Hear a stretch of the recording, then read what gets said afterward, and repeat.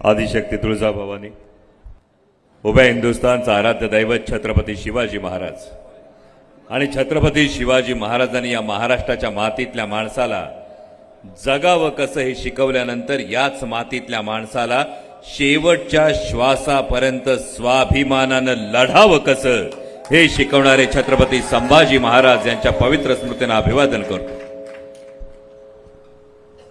थोडा इको कमी करायला लागेल। आजच्या या शिवस्वराज्य यात्रेच्या सभेसाठी उपस्थित असणारे राष्ट्रवादी काँग्रेस शरदचंद्र पवार पक्षाचे प्रदेशचे अध्यक्ष, माझे मार्गदर्शक, या महाराष्ट्रामध्ये निष्ठा, स्वाभिमान आणि लढाऊपणा काय असतो हे स्वतःच्या कृतीतून मूर्तिमंतपणे दाखवून देणारे माझे मार्गदर्शक नामदार जयंतरावजी पाटील साहेब, महिलांच्या प्रदेशच्या अध्यक्षा रोहिणीताई खडसे, विद्यार्थीचे प्रदेशाध्यक्ष सुनीलजी गव्हाणे, जितेंद्रजी मराठे, डॉक्टर मनोजजी महाजन, कामराजी निकम, संदीपजी बेडसे, डॉक्टर जितेंद्रजी ठाकूर, उमेशजी पाटील, उत्तमरावजी महाजन, तिलोत्तमाताई पाटील, सयाजीराव असतील, ललित बागुल, पंडितजी कांबळे, जोसेफ मलबारे, उषाताई पाटील, आबासो कर्नाळ, डॉक्टर शांताराम पाटील, दत्तूभाऊ पाडवी, समाधानजी पाटील, हेमराजी राजपूत, अमृतताई महाजन, अनिलजी वाडिले, हिमानीताई वाघ, विशालजी वळवी, शांतारामजी पाटील, उपस्थित असणारे सगळेच मान्यवर, व्यासपीठावरचे सगळे पदाधिकारी, सगळे पत्रकार बांधव, आपण सगळेजण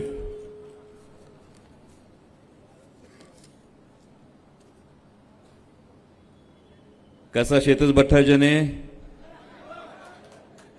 मजा मचाली राही ना का? एवढंच येतं, याच्यापेक्षा जास्त येत नाही।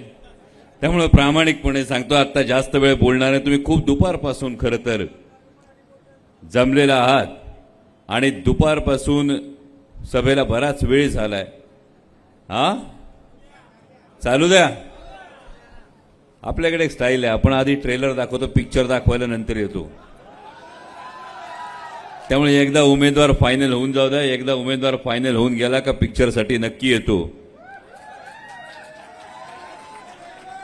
पण विशेषतः शिरपूर विधानसभा मतदारसंघामध्ये माझ्यापेक्षा जास्त आज जयंत पाटील साहेबांना तुम्ही ऐकणं गरजेचं आहे आणि या ऐकण्याचं कारण फार महत्वाचं सांगतो। मगाशी डॉक्टर साहेब बोलत होते। डॉक्टर साहेबांनी बोलत असताना एक गोष्ट प्रकर्षाने सांगितली। मगाशी राजपूत साहेब म्हणाले की सहकाराचा स्वाहाकार कसा होतो याचं उत्तम उदाहरण, दुर्दैवी उदाहरण कुठं बघायला मिळत असेल तर ते आज शिरपूर तालुक्यात बघायला मिळते।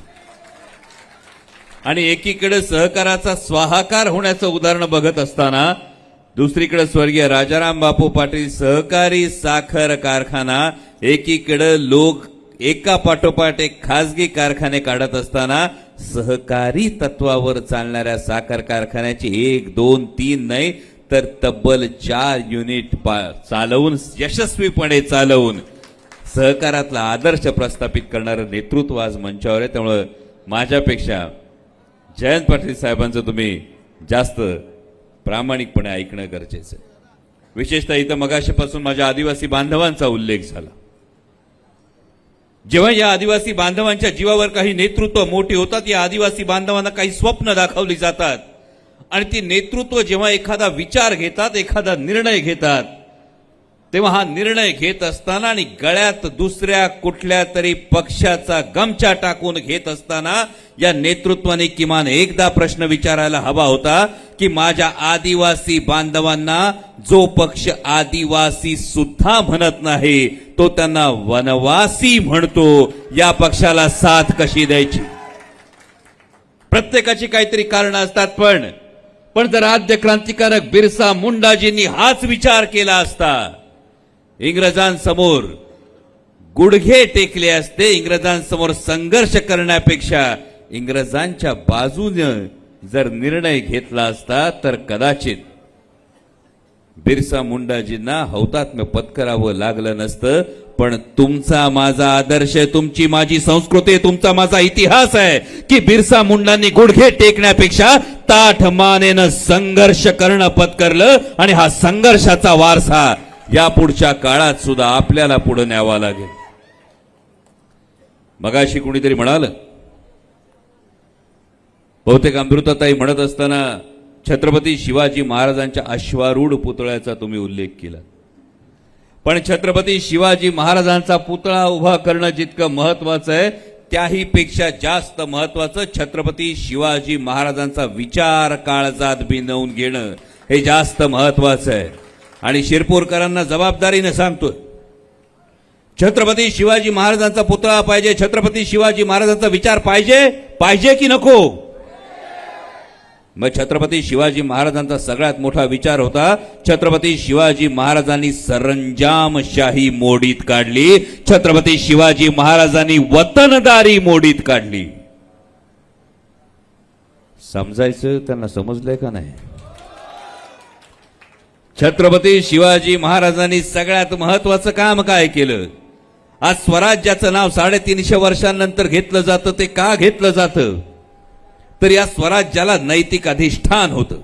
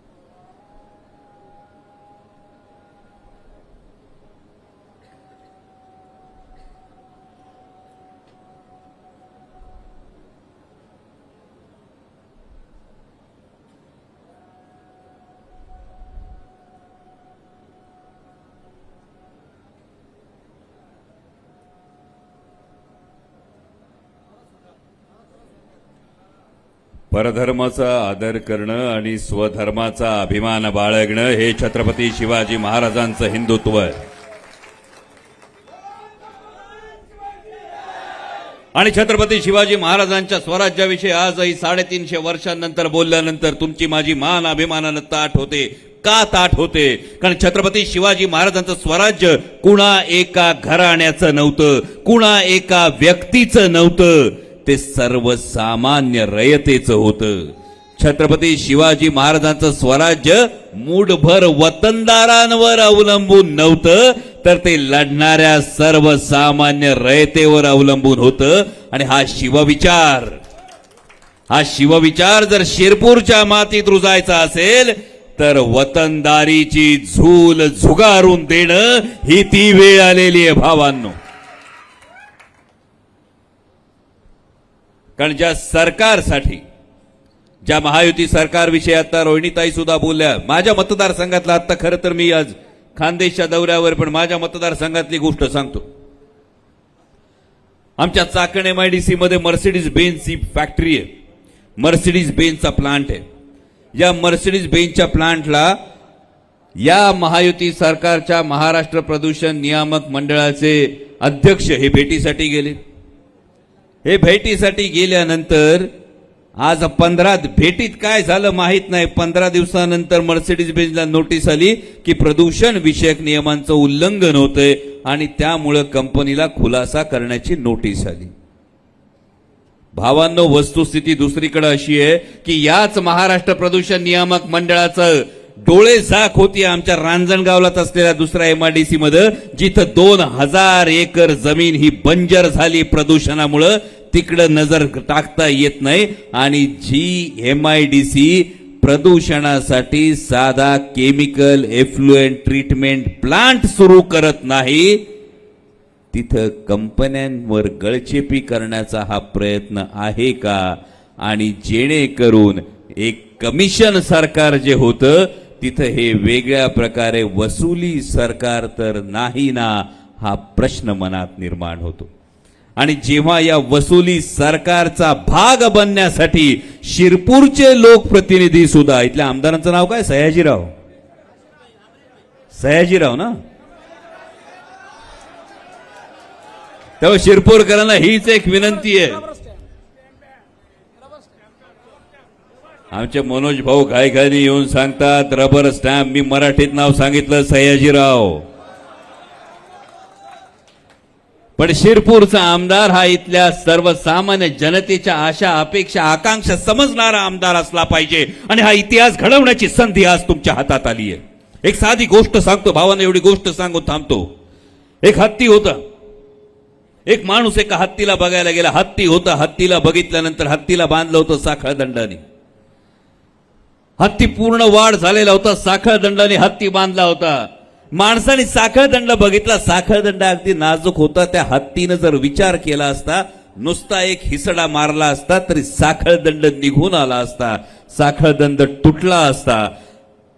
माणसाने माहुताला विचारलं, एवढा मोठा हत्ती एवढीशा साखळ दंडात कसा काय बांधला गेला?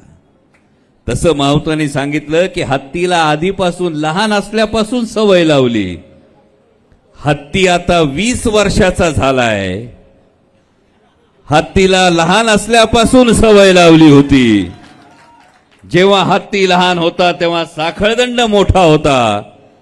त्यामुळे त्या पिलाला लहानपणापासून असं वाटत होतं का माझ्याच्यानी साखळदंड तुटायचा नाही, साखळदंडाची ताकद माझ्यापेक्षा लई जास्त आहे. वाढत वाढत वाढत गेला हत्ती. दरवर्षी वाढत गेला. प्रत्येक वेळी हत्तीला वाटायचं साखळदंडाची ताकद जास्त आहे.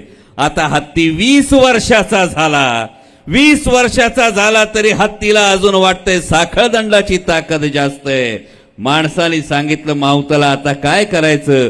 माहुत म्हटला, एकदा फक्त कानात सांगा, बाबा तुझी ताकद एवढी आहे का साखळदंड कधी तुटल त्या साखळदंडाला सुद्धा कळणार नाही. 20 वर्ष याचा अर्थ शिरपूरकरांनी समजून घ्या. तुमची ताकद काय आहे? तुमची ताकद काय आहे? ही ताकद जर ओळखली तर जनता जनार्दनाच्या दरबारात भल्या भल्यांना गुडघे टेकावे लागतात. आणि हीच आई जगदंबेकडे प्रार्थना करतो की शिरपूर मधला आमदार हा सर्वसामान्य जनतेचा आवाज असेल, पण तो रबर स्टॅम्प आणि सयाजीराव नाही, तर स्वतःच्या मनगटाच्या दमवर आणि उरातल्या हिमतीवर जनसामान्यांचं काम करणारा महाविकास आघाडीचा आदरणीय शरदचंद्रजी पवार साहेबांच्या विचाराचा आमदार असेल अशी अपेक्षा व्यक्त करतो आणि तुमची रजा घेतो. धन्यवाद. जय शिवराय. एबीपी माझा, उघडा डोळे बघा नीट.